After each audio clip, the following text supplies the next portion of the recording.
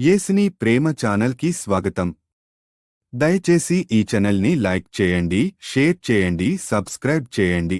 ఆయన జనసమూహములను చూచి వారు కాపరలేని గొర్రెలవలె విసికి చెదరి ఉన్నందున వారిమీద కనికరపడి కోత విస్తారమే గాని పనివారు కొద్దిగా ఉన్నారు గనుక కోతకు తన పనివారిని పంపుమని కోత యజమానుని వేడుకొనుడని తన శిష్యులతో చెప్పాను. ఆయన తన 12 మంది శిష్యులను పిలిచి అపవిత్రాత్మలను వెళ్లగొట్టుటకును ప్రతివిధమైన రోగమును ప్రతివిధమైన వ్యాధిని స్వస్థపరచుటకును వారికి అధికారం ఇచ్చాను.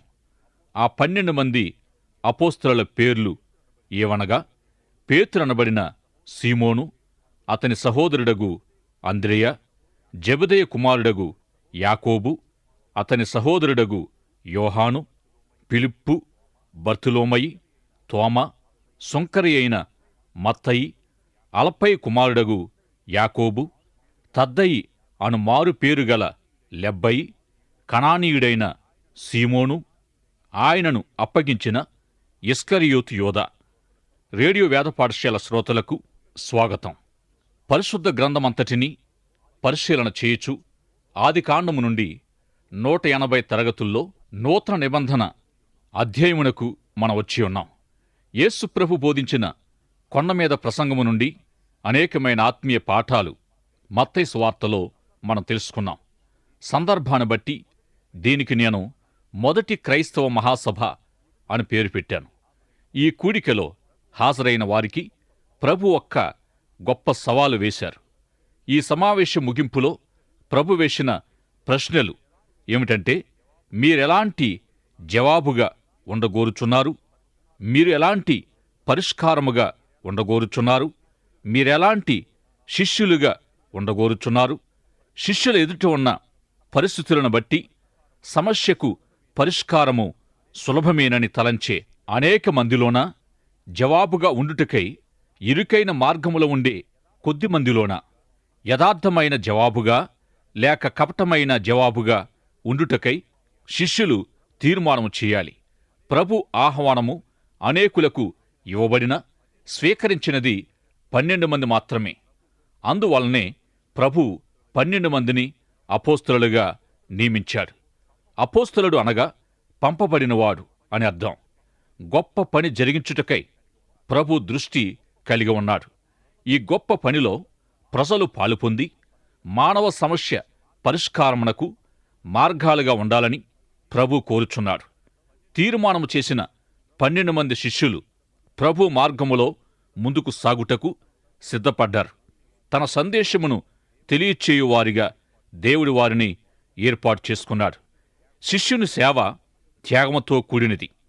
యేసు ప్రభు కొండమీద నుండి క్రిందకు దిగివచ్చినప్పుడు అనేకులు వచ్చి వెంబడిస్తామని ప్రభుతో చెప్పారు. అప్పుడు ప్రభు చెప్పినది, నక్కలకు బొరియలు, ఆకాశ పక్షులకు గూళ్ళు ఉన్నవి కాని మనుష్య కుమారునికి తలవాల్చుటకైనను స్థలము లేదని వారితో చెప్పారు. అప్పుడొకడు ప్రభు యొద్దకు వచ్చి, నా తండ్రిని పాతిపెట్టిన తర్వాత వెంబడిస్తానని పలికాడు. యేసు అతని చూచి, నన్ను వెంబడించుము, మృతులు తమ మృతులను పాతిపెట్టుకొననిమ్మని చెప్పెను. నాగటిపై చేయి పెట్టి వెనుకకు చూచువాడు దేవుని రాజ్యమునకు పాత్రుడు కాడు. దేవుని కంటే మరేదియు శిష్యులకు విలువైనదిగా ఉండకూడదు. అన్ని విషయాల్లో ప్రథమ స్థానము దేవునికిచ్చి ప్రభువును వెంబడించడమే శిష్యుడు చేయవలసిన పని. ఆ దినములలో అపోస్తలులు తీసుకొనిన తీర్మానముతో పోలిస్తే మన తీర్మానాలు ఏపాటివి? ఉదాహరణకు, ఎక్కడైనా ప్రత్యేకమైన స్థలములో సభ్యత్వం పొందిన వ్యక్తి సమావేశాలకు క్రమంగా హాజరు కాకపోతే అతని సభ్యత్వాన్ని తప్పక రద్దు చేస్తారు. కాని మన స్థానిక సంఘాల్లో నెలల తరబడి సంవత్సరాలుగా హాజరు కానటువంటి వారిని ఎన్ని సంఘాలు వారిని ప్రశ్నిస్తున్నారు? ఇది చాలా విచారకరమైన విషయం. ఈ లోకం దృష్టిలో క్రైస్తవ్యం చాలా చులకన కావడానికి ఇదొక కారణం. నెలకొక్కసారి లేక సంవత్సరమునకు ఒక్కసారి సంఘానికి వచ్చేవారిని కూడా సంఘ సభ్యునిగా గుర్తించడం ఎంతవరకు సబబు? శిష్యుని యొక్క మూల్యము నేటి సంఘాలు లేక విశ్వాసులు గుర్తించలేకపోతున్నారు. నేటి సంఘాలు లోకమునకు తెలియచేయు సందేశమేమిటంటే, శిష్యుడిగా ఉండుటకు చెల్లించవలసిన మూల్యము ఏమీ లేదని. నేటి పరిస్థితికి భిన్నంగా ఉన్న 12 మంది శిష్యుల జీవితాలను గురించి మనము ధ్యానించుట మనకెంతో ఆశీర్వాదకరం. ఈ 12 మంది తీర్మానము చేయుటను బట్టి కాక, వారు క్రీస్తు యొక్క అపోస్తలులు అయినందున ఎంతో ముఖ్యమైన వారు. ఈ 12 మందిలో ఎంతో వైవిధ్యమున్నదని వారి విషయం గత తరగతుల్లో మనం చెప్పుకున్నాం. ఒక్కొక్కరు ఒక్కొక్క విధమైన ప్రత్యేక వ్యక్తిత్వం గల ఈ 12 మంది ద్వారా యేసు క్రీస్తును గూర్చిన సువార్త ప్రపంచానికి అందించాలని దేవుని ఉద్దేశం. అందువలన వీరిని గురించి ధ్యానించుట మనకెంతో దీవెన. మీకొక పేపరు, పెన్సిల్ ఇచ్చి ఈ 12 మంది అపోస్తలుల పేర్లు వ్రాయమంటే మీలో ఎంతమంది వ్రాయగలరు? ఈ 12 మంది పేర్లను జ్ఞాపముంచుకోవడానికి నేను మీకొక సూచన చేయడానికి ఇష్టపడుతున్నాను. శ్రద్ధగా వినండి. మొదటి నలుగురిలో పేతురు, అంద్రెయ సహోదరులు, యాకోబు, యోహాను అన్నాతమ్ముళ్ళు. ఈ నలుగురు కలిసి చేపలను పట్టు వ్యాపారం గలవారు. ఈ నలుగురి పేర్లు ఎప్పుడూ కలిసి ఉంటాయి. ఎలాగనగా పేతురు, అంద్రెయ, యాకోబు, యోహాను అని. తరువాత ఫిలిప్పు, బర్తిలోమయి పేర్లు కలిసి ఉంటాయి. ఫిలిప్పు గుర్రముల వ్యాపారం గలవాడు. బర్తిలోమయే నతానియేలు. ఈ 12 మందిలో నతానియేలు పరిశుద్ధుడని, ఇతడు నిజముగా ఇశ్రాయేలీయుడు, ఇతని యందు ఏ కపటము లేదని యేసుప్రభువారు సాక్ష్యమిచ్చారు. అంజూర చెట్టు క్రింద లేఖనాలను ఎంతో కాలంగా ధ్యానము చేయువాడు. ఈ విషయం దేవునికి, నతానియేలుకు మాత్రమే తెలుసు. అంజూర చెట్టు సహవాసమున్నందున యూదుల రాజని, మెస్సియా అని, దేవుని కుమారుడని, ప్రభువని నతానియేలు గుర్తించగలిగాడు. నతానియేలు ప్రభువుతో ఏకాంతముగా గడిపే స్థలము అంజూర చెట్టు. దేవునితో నీ సమయాన్ని గడిపే ఏకాంత స్థలము నీకున్నదా? ఇక శిష్యుడైన తోమా విషయానికొస్తే, తోమా చాలా తెలివైనవాడు. విషయాలను పరిశోధించే మనసు గలవాడు. తోమాని ఎక్కువగా మనం అనుమానించేవాడిగా పిలుస్తూ ఉంటాం. కాని 12 మందిలో తోమా అనేక ప్రశ్నలు వేశాడు. యేసు ప్రభువును మతనాయకులు చంపాలని తీర్మానం చేసుకున్న సమయంలో యేసు ప్రభుతో పాటు మనము వెళ్ళి చనిపోదామని తోమా ధైర్యంగా పలికాడు. మిగిలిన వారు భయపడి వెనుతిరిగే ప్రయత్నములో ఉండగా తోమా ప్రభువుతో పాటు యెరూషలేము వెలుటకు, మరణించుటకు కూడా ఇష్టపడ్డాడు. ఇక మత్తయి యూదుల నుండి పన్ను వసూలు చేసి రోమా ప్రభుత్వానికి చెల్లించే పన్ను వసూలు చేయువాడు. సుంకరి అనగా రోమా ప్రభుత్వానికి అమ్ముడిపోయి రోమా కొరకు పనిచేయువాడు. యూదులు సుంకరులను ద్వేషిస్తారు. అలాంటి సుంకరి అయిన మత్తయిని యేసు ప్రభు అపోస్తలుడిగా ఎన్నుకున్నాడు. మిగిలిన నలుగురు అపోస్తలుల పేర్లు గుర్తుంచుకోవడానికి సులువైన మార్గం చెబుతాను. మరియొక్క సీమోను అనగా కనానీయుడైన జెలోతీయుడైన సీమోను, రోమా ప్రభుత్వానికి వ్యతిరేకముగా పోరాడే దేశభక్తి గలవాడు ఈ సీమోను. సుంకరులకు వ్యతిరేకి అయినవాడు. ప్రభువును వెంబడించి మత్తయి, సీమోను కలిసి పవిత్ర భూమిలో పనిచేయుట నాకెంతో ఆశ్చర్యం కలిగిస్తుంది. వీరిరువురు ప్రభువును బట్టి ఒకరి పాదములు మరియొకరు కడుగుకొని ఒకరినొకరు ప్రేమించుట ఎంత ఆశ్చర్యం! మరియొక యాకోబు కలడు. ఇతడే అల్పయి కుమారుడగు చిన్న యాకోబు, అపోస్తలుల్లో చిన్నవాడు కూడా. తర్వాత యాకోబు సహోదరుడైన యోదా కలడు. ఇతడే తద్దయి, లెబ్బయి అను మారు పేరు గలవాడు. చివరిగా ఇస్కరియోతు యోదా, సైన్యాధిపతి, దేశాధిపతి నుండి ఆజ్ఞను స్వీకరించి తన పనిని శ్రద్ధగా ఆలోచించి చేయుట ముఖ్యం. ఈ 12 మంది కూడా ప్రభువు యేసు ఆదేశించిన రీతిగా మొదట యూదులకు సువార్త ప్రకటించాలి. తరువాత భూదిగంతాలకు సువార్త ప్రకటించాలి. మొదట వారు ఇశ్రాయేలులో నశించిన గొర్రెలకు సువార్త ప్రకటించాలి. నూతన నిబంధనలోని క్రమము మొదట యూదులు, తర్వాత అన్యులు పరలోక రాజ్యమును గూర్చి ప్రకటిస్తూ తమకివ్వబడిన సూచక క్రియలు వారు చేయాలి. రోగులను స్వస్థపరచుట, కుష్ఠరోగులను బాగుచేయుట, దయ్యములను వెళ్ళగొట్టుట, చనిపోయిన వారిని లేపుట అపోస్తలులైన వారు ఉచితంగా చేయాలి.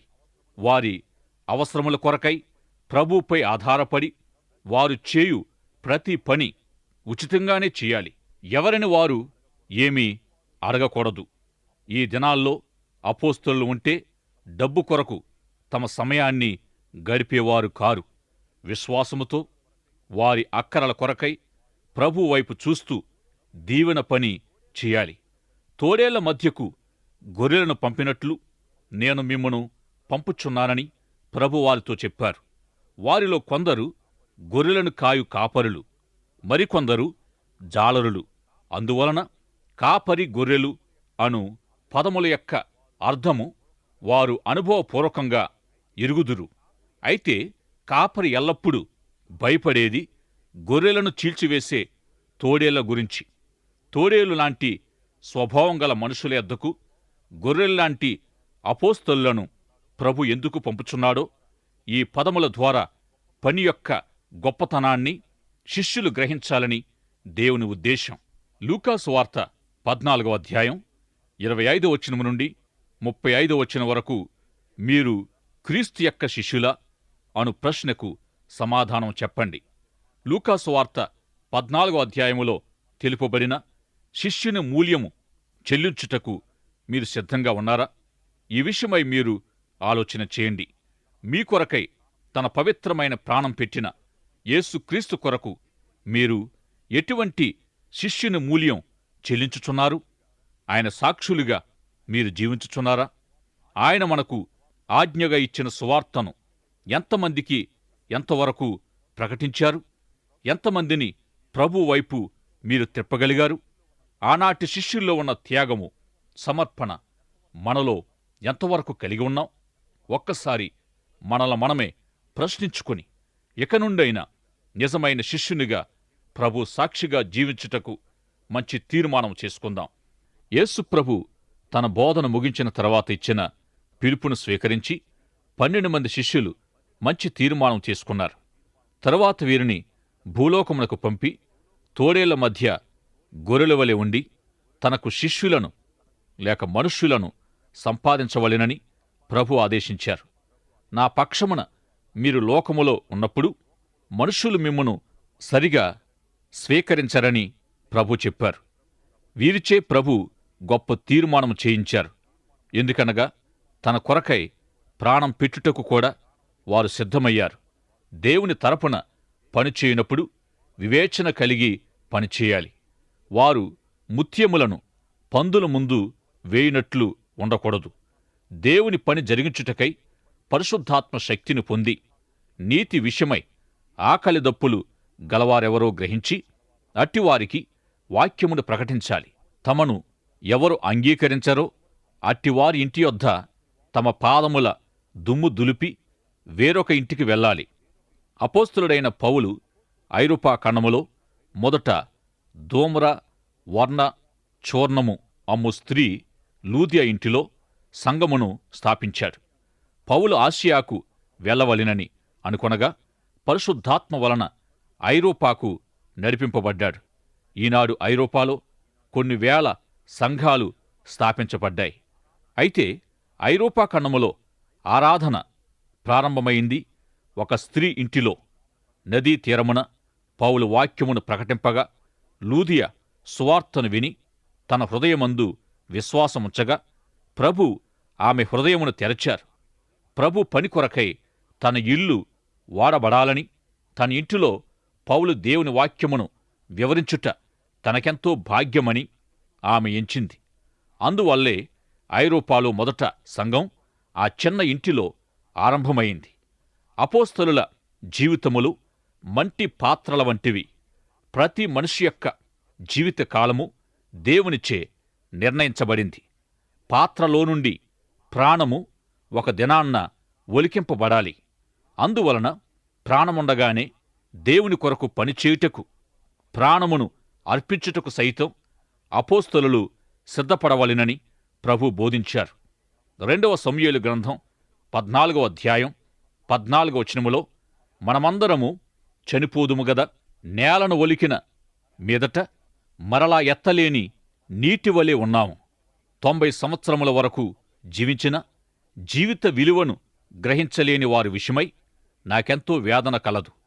వారి జీవితము మరలా పైకెత్తలేని నీటివలే గతించుచున్నది అనే సత్యాన్ని గ్రహించలేని గుడ్డితనములో అనేకులున్నారు. జీవితకాలమును దుర్వినియోగం చేయుట ఏశావు చేసిన పాపంతో సమానం. ఒక్క పూట కూటి కొరకు ఏశావు తన జ్యేష్ఠత్వపు హక్కును అమ్మివేశాడు. అనేకులు తమ విలువైన జీవితమును ఇటువంటి తుచ్చమైన వాటికి అమ్మివేస్తున్నారు. ఏదైనా ఒక పెద్ద కంపెనీలో పనిచేయగల యవనస్తులకు పని అప్పగించి ఆ పనిని పట్టుదలతో చేయాలని యాజమాన్యం కోరుతుంది.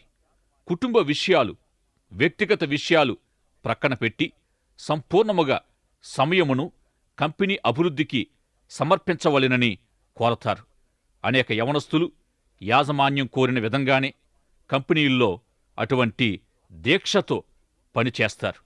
వారములోని 168 గంటలను తమ కంపెనీ అభివృద్ధికే వాడి, తాము పనిచేయుచున్న కంపెనీ అభివృద్ధి కొరకు వారు పాటుపడతారు. అయితే మన జీవితాలను దేనికి వాడుకొనవలెనో కోరుకొనవలసిన పూచి మనమీదుంది. ఏశావు వలె ఒక పూట కూటి కొరకు జ్యేష్ఠత్వమును అమ్మివేసినట్లు పరసంబంధమైన విషయాలను త్రోసివేసిన ఎడల తర్వాత సత్యాన్ని గ్రహించి ఆశీర్వాదము పొందవలెనని కన్నీళ్లు విడిచినను విసర్జించబడతాము అనే విషయాన్ని ఇప్పుడే గ్రహించుట మీకెంతో మేలు. అయితే మన జీవితాలను యేసు ప్రభువుకు అప్పగించిన ఎడల అప్పుడు యేసు ప్రభు మన జీవితాలను దేని కొరకు ఉపయోగించాలో ఆయన మనకు చూపిస్తాడు. యేసు ప్రభు అపోస్తలులకు ఆజ్ఞాపించింది ఇదే. దేవుని సువార్తను ప్రపంచమంతట ప్రకటించుట కొరకై, దేవుని రాజ్యము కొరకై తమ ప్రాణాలను త్యాగము చేయువారుగా ఉండాలని అపోస్తలులకు సెలవిచ్చి ఉన్నాడు. ఈ ఉద్దేశముతోనే యేసు ప్రభు బోధించిన గొప్ప సత్యాలన్నీ విరివిగా తన 12 మంది అపోస్తలులకే వివరించాడు. కొండమీద ప్రసంగము తన శిష్యులకే యేసు ప్రభు బోధించాడు. ఆయన తన నోరు తెరచి వారికి బోధించాడు. ఒలీవ కొండమీద ప్రసంగమును తన శిష్యుల ప్రశ్నలకు సమాధానముగా ప్రభు బోధించాడు. మేడగదిలో నుండి ఇస్కరియోతు యోధ బయటకు వెళ్లిన తర్వాత ఇక మిగిలింది 11 మంది శిష్యులు, 11 మంది అపోస్తలులు. ఈ 11 మంది శిష్యులకు యేసు ప్రభు గొప్ప ప్రసంగమును అనగా యోహాను సువార్త 13, 14, 15, 16 అధ్యాయాల్లో బోధించాడు. జనసమూహమునకు గాక ప్రత్యేకముగా తన శిష్యులకే ప్రభు పరసంబంధమైన సంగతులను బోధించాడు. యేసు ప్రభు మాట్లాడినవి అన్నీ, చేసినవన్నీ శిష్యులు ప్రత్యక్షంగా చూశారు. తన శిష్యులకు ఆధ్యాత్మిక విషయాలను విస్తృతంగా బోధించి వారికి మంచి శిక్షణ ప్రభు ఇచ్చి ఉన్నాడు.